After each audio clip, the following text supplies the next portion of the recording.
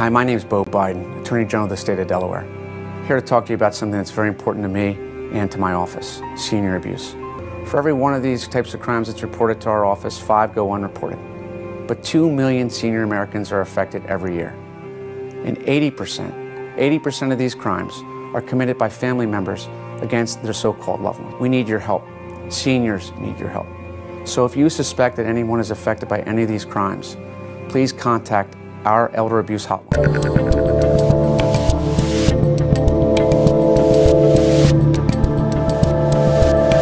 What's shaking, people? I'm Dave Rubin. This is the Rubin Report. It is June the 5th, 2023. We're live streaming on Rumble, YouTube, and Locals. Subscribe if you have not.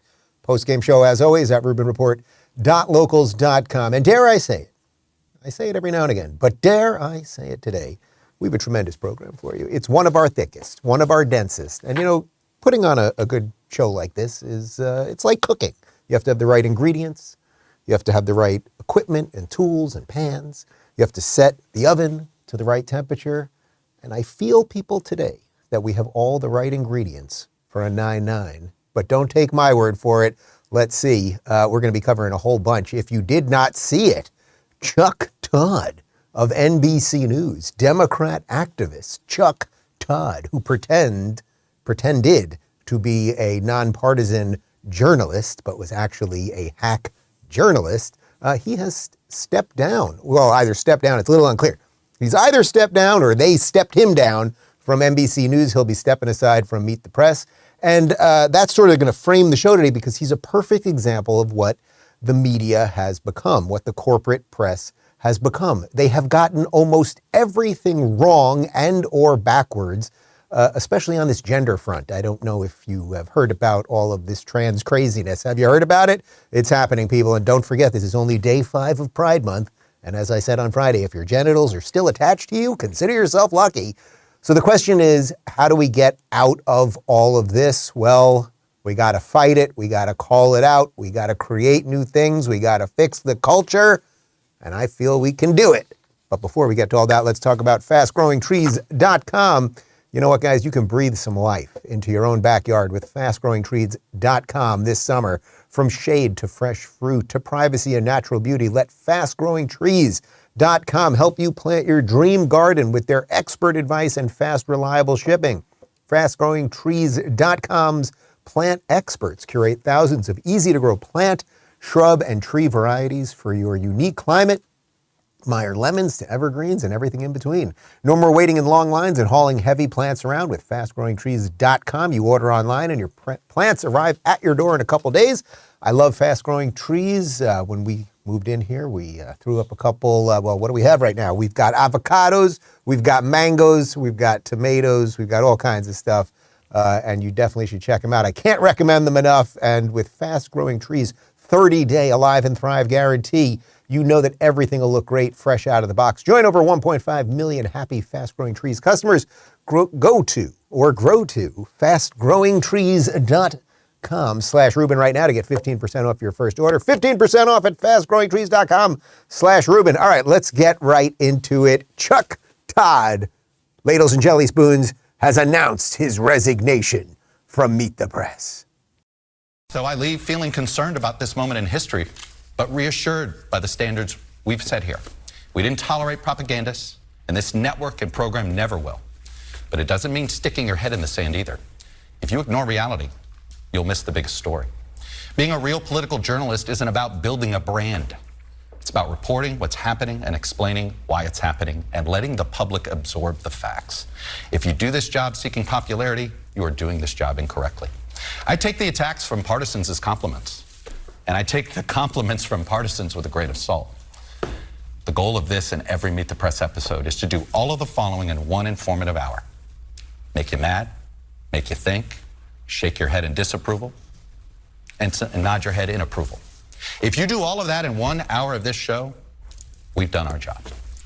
Oh, Lord, ending in style with an overly pre-written statement that's pure nonsense. This is a guy, and trust me, we're going to lay out our case with video, don't you worry, who has either lied or confused people or omitted information or basically just debased what journalism is pretty much relentlessly for the last couple years. So we thought we'd go into some of his greatest hits. Now, by the way, I want to note that although they're saying he resigned, you just don't know. And it's largely irrelevant in a certain extent, meaning people are tuning out of these shows in droves. But the mainstream media, the corporate press, does still exist to an extent. A certain amount of people pay attention to it to an extent. And even for all of the people like you guys that maybe are tuning in more to, say, Megyn Kelly or Ben Shapiro or me or Crowder, whoever it might be, we still have to get some of our news from those corporate media outlets because that's often where the tastemakers, the newsmakers, the presidential candidates, et cetera, are going. So that's just an odd place that we're in at the moment. The dying dinosaur of corporate press still has an inordinate amount of power, even though everyone's views are elsewhere. We get more views on a daily basis than Meet the Press is getting on a Sunday. That's just a fact. But okay, fine. So be it. Here is one of Chuck Todd's, would we say this is a finer moment of Chuck Todd.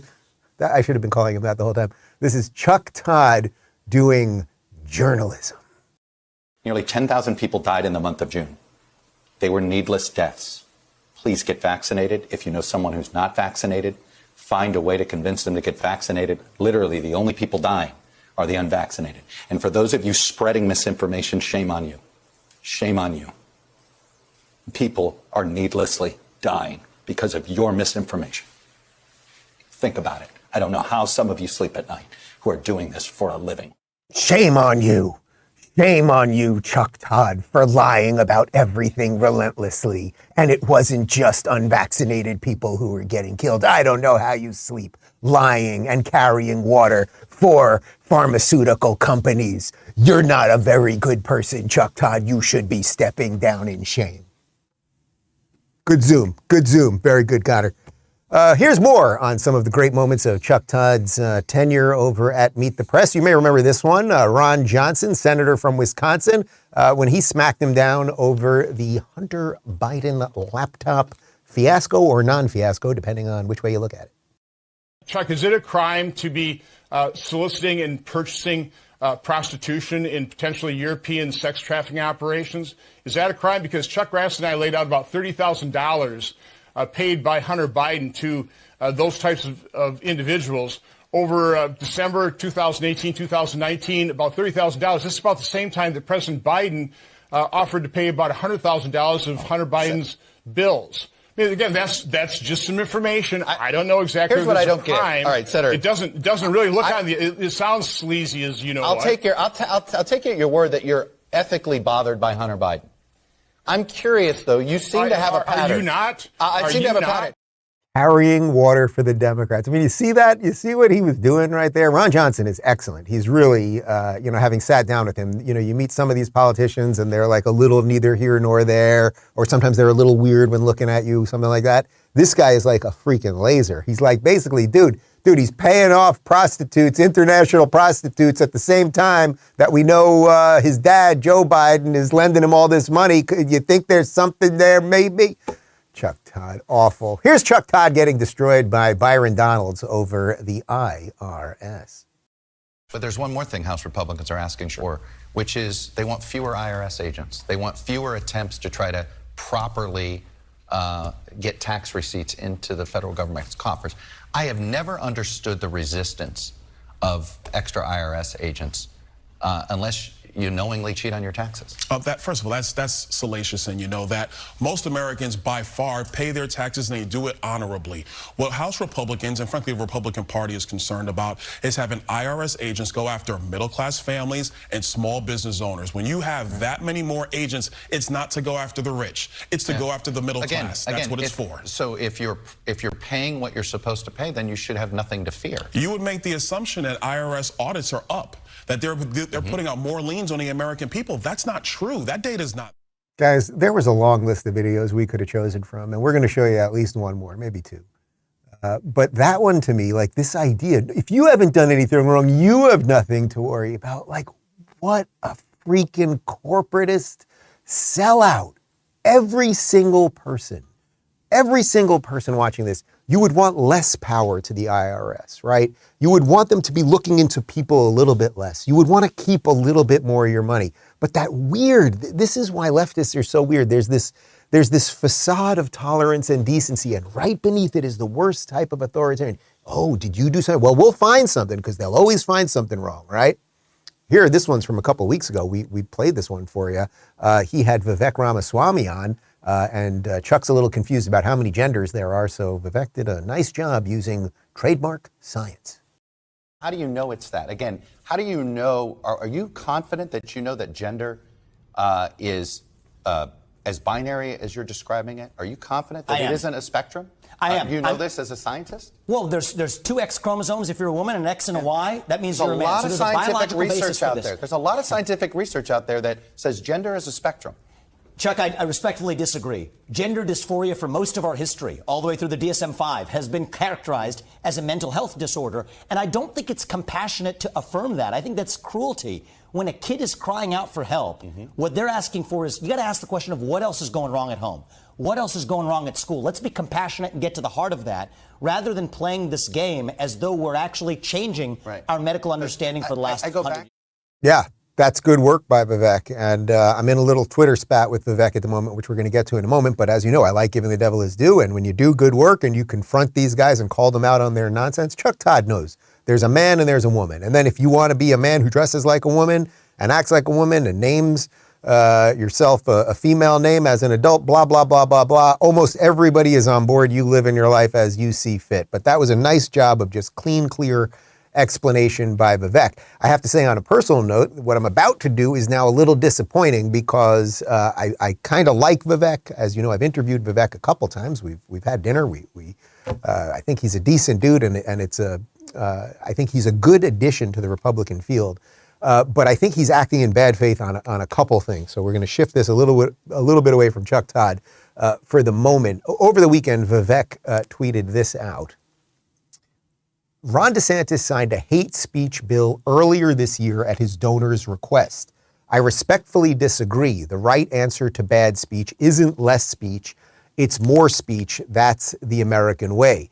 Then he got Community Noted on that on Twitter. Now, Community Notes, that's their fact-checking. It's their crowdsourced fact-checking thing.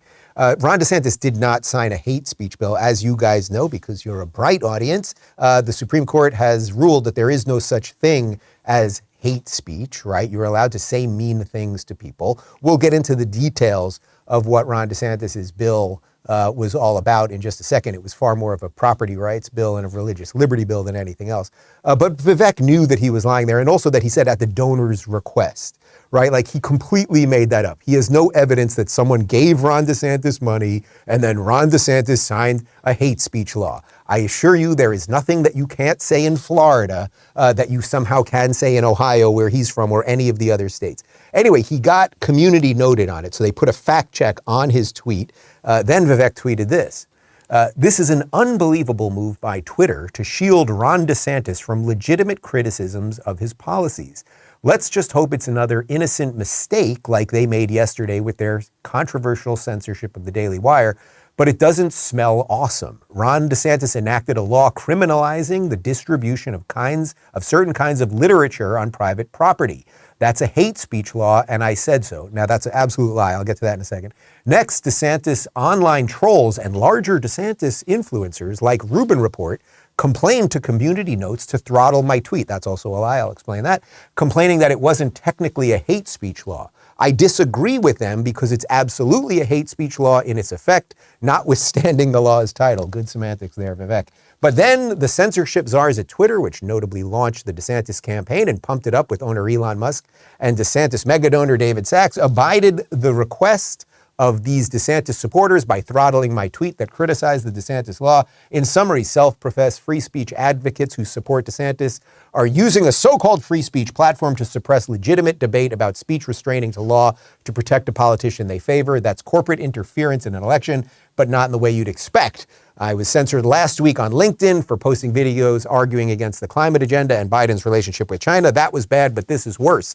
The establishment now includes those who like to pose as anti-establishment, which is more dangerous because some people actually believe their charade. It's also interesting to note that this comes a few days after I questioned Elon Musk for his posture towards China. It will be interesting to see if there's any quiet shadow banning of my tweets going forward. Lastly, the Twitter community notes that they have to qualify with per se suggest they shouldn't have been involved in the matter at all. Okay.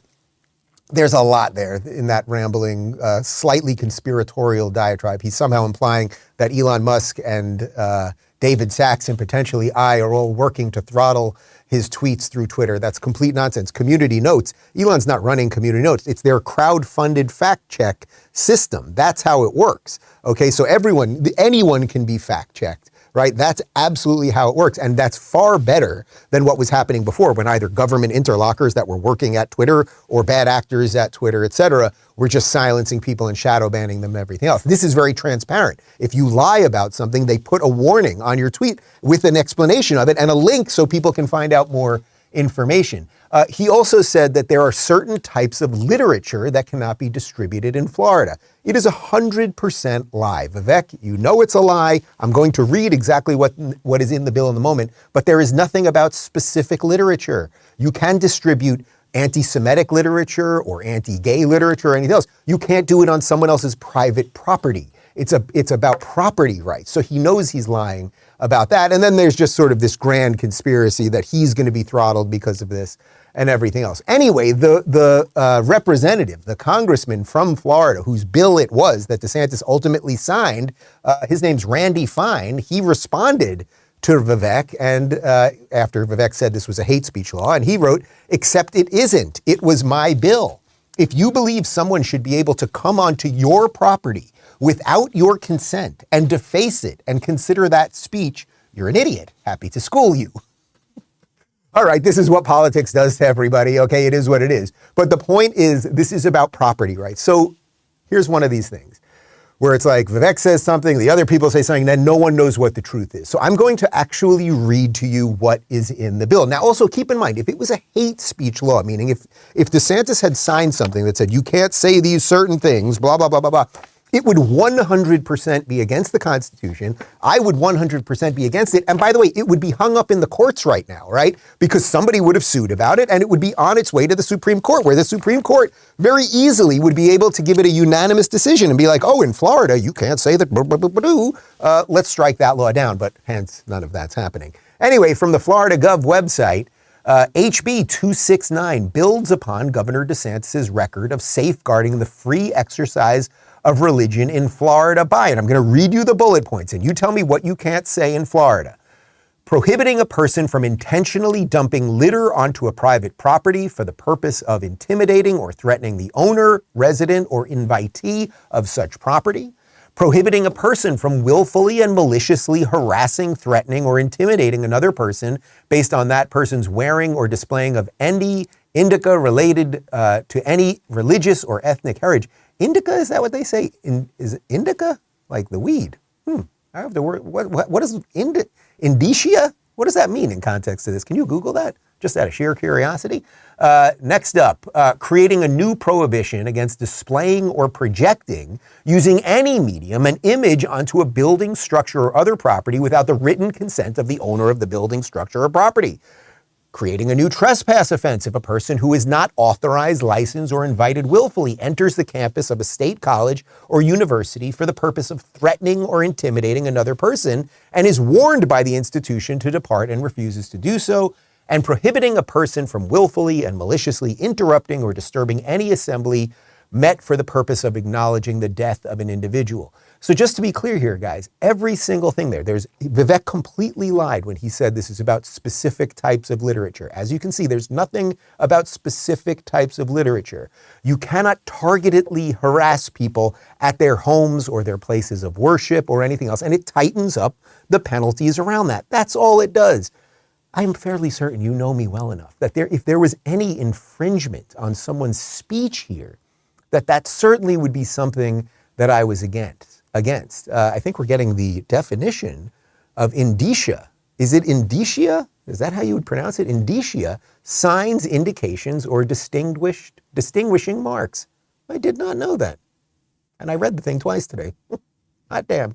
Anyway, I happen to, by total coincidence, because we were doing this trip, I happened to be in Israel the day that Ron DeSantis signed this bill. Listen to the specific, clear and clean way he explains what this is while protecting the First Amendment and people's right to say offensive things, things that some people call hate speech. In the United States, you have a constitutionally protected right to say whatever you want, no matter how distasteful it is, no matter how hateful it is, and that's just the way it is. But you don't have a right to threaten people. You don't have a right to harass people. You don't have a right to intimidate somebody, particularly on the basis of somebody's religious affiliation or whether they may be wearing a kippah. That is different than just expressing your opinion. And so we have looked, I think the legislature looked, okay, what can we do in Florida to enhance the ability to hold people accountable when they're not just giving an opinion, however distasteful it is, but when that really crosses the line into threatening conduct. And that's what the legislature has done. This is going to provide more tools to be able to combat anti-Semitic activity, including things like, if you have a synagogue and someone shines a swastika-like image on that, they have a right to do the image for themselves, but putting it on someone else's property, they're defining that in this bill as a trespass, and you could be held accountable for infringing on somebody else's property rights. And so what they're doing is really saying, okay, obviously, we're going to uphold the First Amendment, and there's just no way around that. And honestly, you're much better off just having everything be protected than try to pick and choose. But when you have this type of conduct, what can you do? So now there's going to be more tools to be able to do that. I have to say, in case you don't know it, I am so freaking proud that that guy is my governor and that he is running for president of the United States. Do you notice how many times he qualified it, defending the First Amendment, defending people's rights to say mean and bad things and distasteful things, and making the clear distinction between that and then targeted harassment, right? So that means you can't be across the street, as he said, you can't be across the street from a temple and be blasting a swastika on the side of the temple. That's an infringement on their property rights, because that's what this is about. You couldn't walk into a mosque and hand out flyers with the picture of Mohammed on it, right? That would be a property issue because it's their property, the mosque, right? That's what this is all about. It's not that you can't say mean things to people. And again, Vivek 100% lied when he said there are certain types of flyers that you can't put out there or whatever else.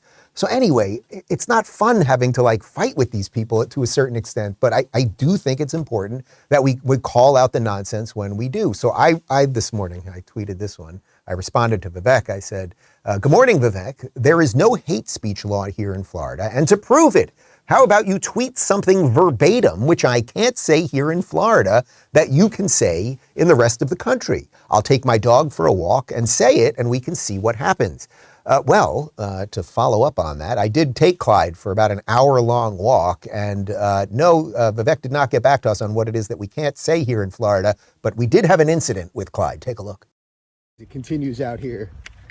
Lots of stuff happening. We're chasing a peacock. We're chasing a peacock. We're chasing a peacock. Chasing a peacock. Okay, Clyde, I'm in flip-flops. Slow it down.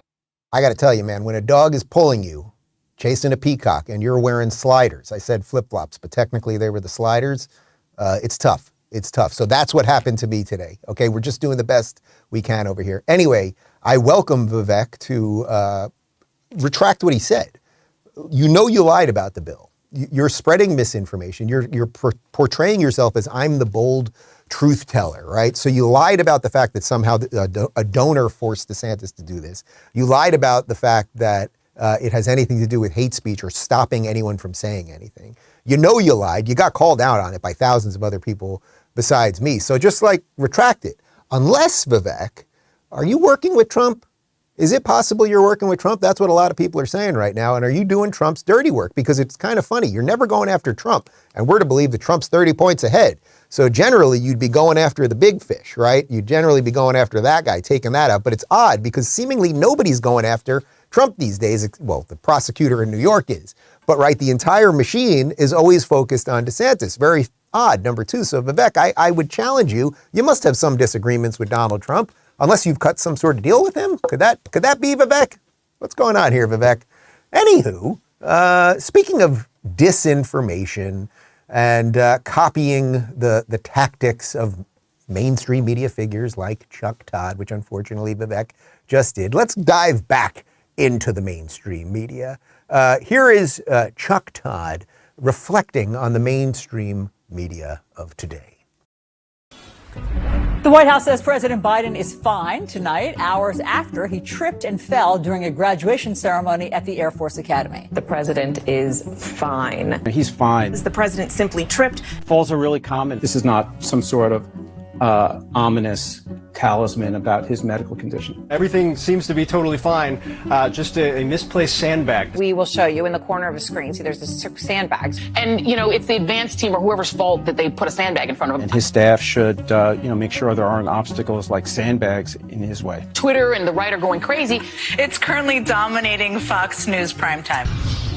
Tonight, new questions about President Trump's health after this walk down a ramp at West Point's graduation ceremony this weekend. His halting journey down a ramp. New questions about his health, where he cautiously descended a ramp. The nation in crisis and the president tweeting about his walk down a ramp is where we start today. The president also raised some questions during his West Point speech after taking a moment to sip some water. He was lacking the strength to raise the water glass. There he was, the video's up now, struggling. He takes one step with his left foot and then the right foot comes and meets the left foot. Well, it's more than just the way he walked, Aaron. He doesn't look right. This is not the first time the president has had difficulty walking down ramps. His speech has become very, very slow, as if he's struggling to read from the teleprompter. Stumble for stumble, Donald Trump seems to be right in line with Joe Biden, or in many cases, even worse.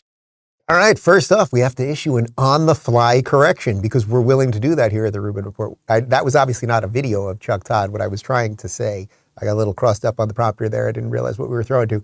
It's the tactics of Chuck Todd, how the media covers one thing one way and doesn't cover another thing, or covers it in a complete opposite direction. That obviously leads you to this Biden and Trump video, right? When Biden falls, when Biden slurs, when Biden doesn't know where he is, when Biden has cue cards, they run cover for it or they ignore it altogether. When Donald Trump walked slowly down a ramp because the ramp was wet, or when he drank a glass of water with two hands, they were literally calling for the 25th Amendment. So that is consistently what happens here. But anyway, Biden did have that big fall on Thursday, and fortunately he is okay, right? I do not want the president of the United States to be incapacitated, and I certainly don't want it when you know who the number two is. We found this very factual video. I'm sure this one is very factual and not manipulated in any way by the meme makers on the internet. Joe Biden explaining exactly what happened to him the other day. My fellow Americans, these MAGA extremists are now using sandbags to attack us. And these are not regular sandbags. These are racist sandbags. Donald Trump is now using ultra-MAGA extremist sandbags against us. So I'm directing the FBI to arrest him before the 2024 election. Thank you. Let me get a fact check on that one. Anyway, you see the point of all of this. They run cover for Dems, you know it, and then they intentionally inflate or lie about Republicans constantly. Here's a really wild portion of an interview this weekend from the televised mental institution known as MSNBC. Jen Psaki, now Jen Psaki, who obviously is a Democrat activist, she worked for the Biden administration. She was press secretary. And then what happens when you are a horrible, horrible press secretary who lies about everything? You then get a job on MSNBC right after to continue your lying. She had James Comey on, and here is James Comey basically saying the quiet part out loud. You would think that, you know, the directors of our agencies, say the CIA, the FBI, things of this nature, would try to remain apolitical because you'd want these agencies to be thought of as apolitical. They just abide by the law. They don't care if it's a Republican or a Democrat in office. But listen to James Comey on what he wants to happen in 2024. You were a Republican most of your life, but voted for, and you may still consider yourself one, but voted for Biden in 2020. Do you intend to vote for him again, or is there anyone on the Republican side you might consider if it's not Trump? It has to be Joe Biden.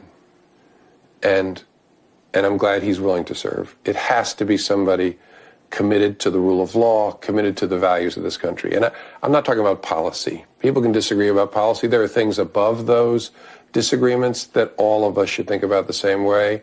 The president must be someone who abides the law and our Constitution. And there's no one else but Joe Biden.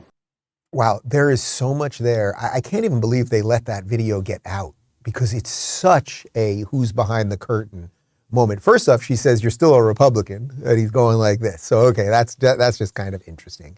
But secondly, to say that there is no one besides Joe Biden that will abide by the law. Dude, you're showing your cards way too much. Like sometimes you accidentally show the cards a little bit. Ooh, look at that. No, this time you're just showing us the whole full thing right there. You're telling me Nikki Haley would not abide by the law? Like put aside DeSantis, I get it. DeSantis is your boogeyman, Trump is your boogeyman. Nikki Haley wouldn't abide by the law. Tim Scott would not abide by the law. Chris Christie or Mike Pence would not abide by law. There is literally no Republican who would abide by the law. And the only Democrat who must do it and must do it again must be the very elderly man who's confused and constantly falling. And then I don't know if you saw it, but over the weekend, he also then banged his head into the helicopter as he was getting out. Like it just doesn't end with this guy. It's just propaganda. And you really have to understand, like once they have politicized these institutions like the FBI that he was in charge of, like the CIA, et cetera, it's like then we have a real problem. Now we know we have this problem, right? Because we know that the lies were being laundered of Russia collusion and all that through the FBI this entire time and the CIA and all of the stuff. But that he's coming out and saying it. I mean, I kind of thank him for it because hopefully that will wake up some other people. But on the media side of this, let's connect that further to what's going on with the media. The media is always pushing a leftist agenda, right? So they bring on the former FBI guy to say that you have to vote for Biden if you want to defend the rule of law. Oh, and that the idea that Biden is the one that will defend the rule of law. Really? Because when Biden was forcing companies to force people to have medical procedures that they didn't want, shots and injections they didn't want, was that the rule of law? I don't think so. Anyway, here is, speaking of the mainstream media, they have been really pushing this person lately.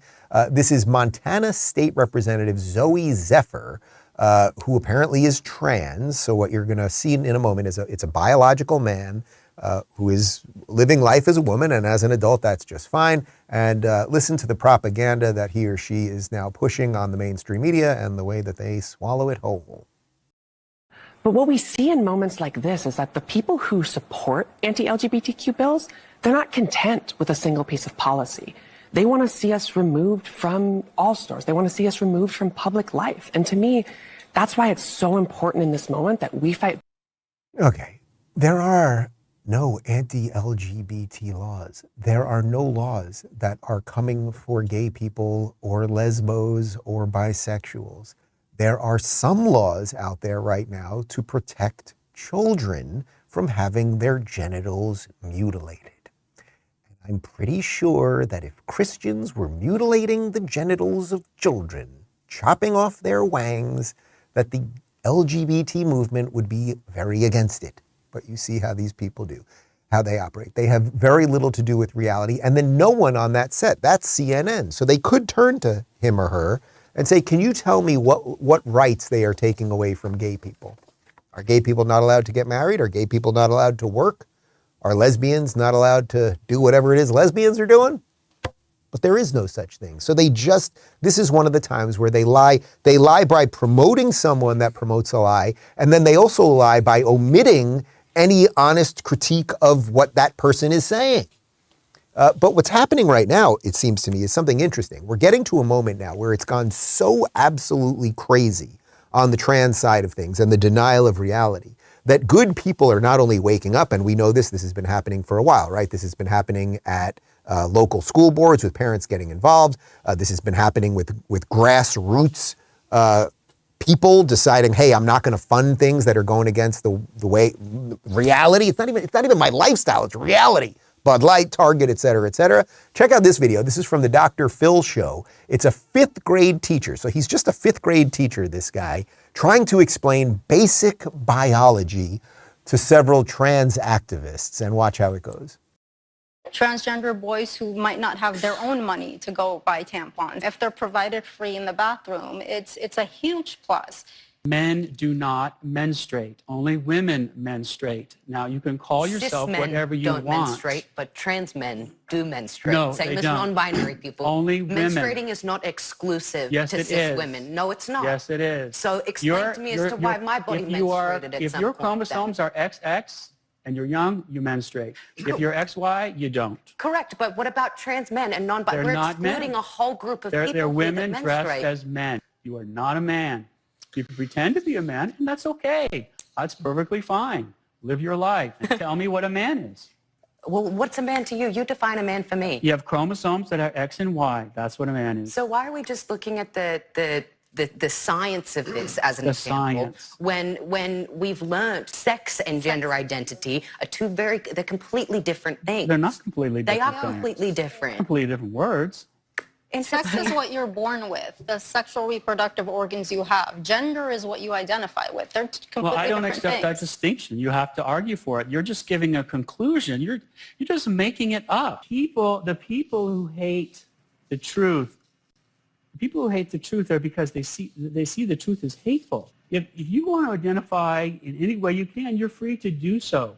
But that does not mean that the rest of us have to join that illusion.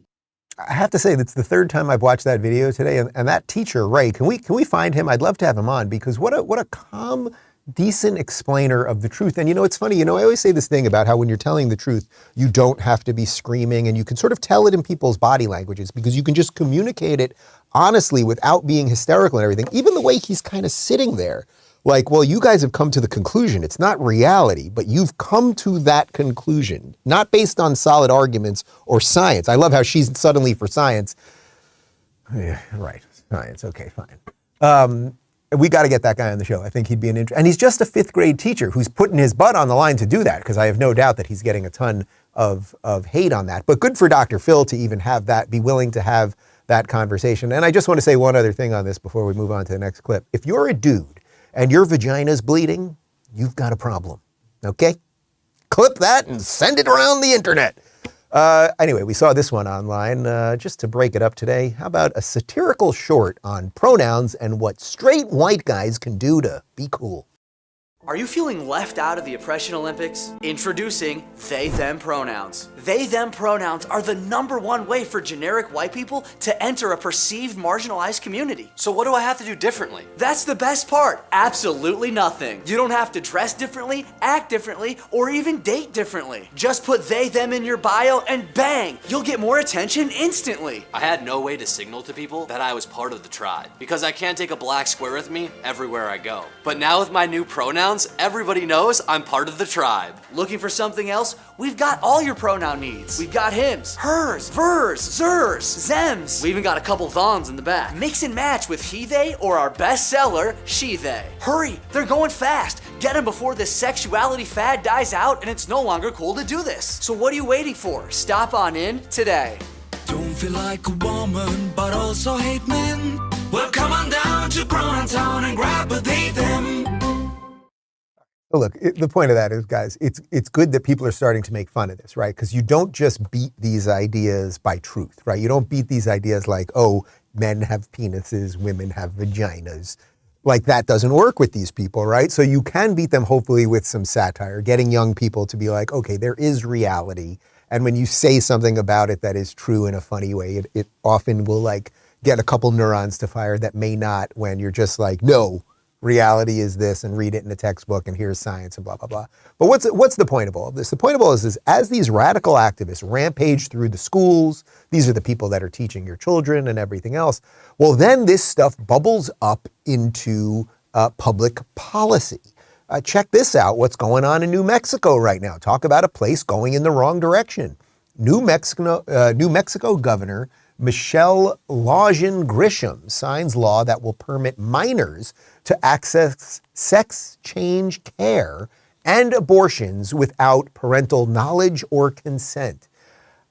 That strikes me as so deeply, criminal, I would say, and deeply unethical and everything else. Like, you are going to, without parents' consent, that means a 15-year-old is going to show up at a gender clinic who may just be confused about their sexuality or whatever else is going on in their life. and that without parental consent, you were going to start drugging them and operating on them. And you are going to give them genitals that do not work. And that will be what's happening in New Mexico. So when we talk about the states going their separate directions, and that there are going to be red states that are functioning and decent and within the bounds of reality and everything else, Florida, Texas, etc., then there are going to be blue states, New York, Cali, that are going to be doing things like this, New Mexico. And they will take your children away from you and operate them and mutilate them. And you're going to put up for it? Get the hell out of New Mexico if you are there right now with the young kid before they do something awful to your children. But it continues. All of this lunacy continues. And guess what? Sometimes it actually does leak into the places that are thought of as the sane places. Dallas, Texas. Check this one out from the Dallas Express News. Exclusive. An internal City of Dallas gender transition toolkit requires all public employees to use a transitioning person's preferred pronouns regardless of personal beliefs. That is absolutely incredible. And by the way, that actually is an infringement on your First Amendment rights. That the government is saying to you, you can or cannot call this person whatever you want. Now, it goes without saying, if someone's being respectful of you, you should be respectful of them. This has nothing to do with the government. This is just basic manners, and it's like a social construct that we all kind of, a social contract, actually, I should say, that we all kind of sign on to. It's like if you, think about this in your own life, just in your own life. If you were at work and there was an adult who happened to be trans or just dressing up as a different thing, and they're respectful and they're decent and they're not forcing you to deny reality or forcing you to change your views on everything. But, you know, you once knew them as Robert and now they're Roberta and they got a bow in their hair and lipstick and the whole thing. But Roberta's very nice and Roberta does a good job and everything else. Then I think the social contract we have as Americans is to you don't have to accept it. It doesn't have to be something that changes your views on anything, but you can treat that person with respect. And by the way, that respect is a two-way street. But when the government is now saying you must use the gender pronouns that person wants, I'd like Vivek to chime in on this one, right? So it bleeds into all of our governmental institutions, all of our cultural institutions and everything else. Here's a tweet from Ashley St. Clair, because as you know, it is Pride Month. So John Fetterman showed up to, I think that's Philly Pride, if I'm not mistaken. Fetterman dressed up more for a Pride parade than for a Senate conference. He looks thrilled, doesn't he? He always looks thrilled, that guy, to be in his gay cape with his wife in her gay outfit. And of course, that's contrasting what he wears normally when he's in Congress, which in the House over there, a hoodie and shorts and sneakers. I mean, this poor schmuck, he doesn't know where he is. What are they doing to this guy? And also, like, what are you saying by putting that cape on? Again, there are no bills coming after gay people. By the way, there's also no such thing as gay rights. There's no such thing as lesbian rights. There's no such thing as black rights. There are individual rights. Okay? And if there were laws that were targeting these people based on those specific things, then we would have a problem. We don't have those things. Again, it's all about kids. But here's Corinne Jean-Pierre, or Cringe Jean-Pierre, as I like to say, completely lying and confusing people about what's happening. The reality is this year has been really scary for our community. People are being treated, threatened, intimidated, and targeted for who they are and who they love. This year alone, more than 600 anti-LGBTQI bills have been filed in state houses across the country, and a significant portion of those bills target transgender youth. As President Biden says, these young people are some of the bravest people he knows, but no one should have to be brave to be themselves. Now you have to remember, this is what they do with everything. 600 bills. She doesn't tell you what's in any of those bills. At the end there, she kind of says, oh, well, there's a couple about transgender youth. Well, again, yes, we are agreed on that let's say our side in this case is trying to protect children from being mutilated. So we might just have a difference of opinion on what you would do with that, right? Again, and it's so interesting because everybody, whether it's that teacher, whether it's me, whether it's virtually anyone in this space, even DeSantis, who's done more at a governmental level than anybody else, everyone always goes out of their way with these qualifying things that live your life as you see fit if you're an adult. And that's really the problem with the radicals. We are giving you guys virtually everything you want. No one's saying put trans people in jail.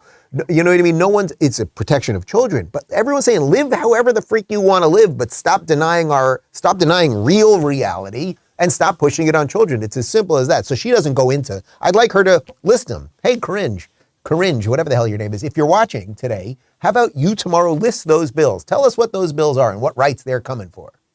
Crickets, crickets, crickets. But if you want to see how this all really works, as you know, it's the media, it's tech, it's government, and then it creates this manufactured culture that no one really believes is good or just or right, except the crazy radicals and the people that are somehow pulling the strings. Check this out. This is from I've never heard of this comedian. It doesn't even matter what his or her name is, but this is a dude in a dress who got a Comedy Central special doing stand-up, or I guess this is stand-up, really, again, saying the quiet part out loud, what they are trying to do related to your ability to say what is true. This is supposedly comedy, but really listen to what he's saying. Dude in a dress, enjoy. And I said that this is the best time in the world to be queer. I'm so excited. Being queer is the best thing that ever happened to me. And I walk around with like power. I'm walking around like, yeah, that's right, motherfucker. Because everyone knows nowadays you can't say anything remotely sideways about queers. If you even slightly inconvenience a queer person on TV, 100 male ballet dancers will show up outside your job in powder beret until you come downstairs and apologize.